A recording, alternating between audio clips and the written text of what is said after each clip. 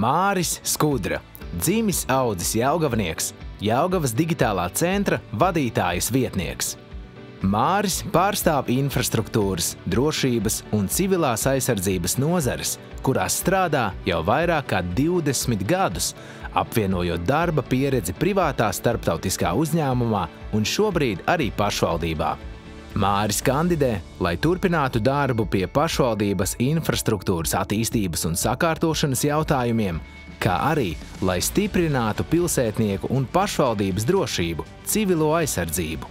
Māris ir pārliecināts, ka pilsētas budžets jāveido pēc principa katrs Jelgavas nodokļu maksātāja cents ir jātērē izsvērti un tikai pilsētas iedzīvotāju labā.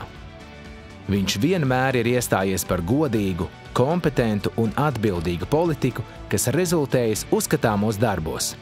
Un tieši tādu pašu pieeju viņš stingri ievēro arī savos projektos un to izpildē.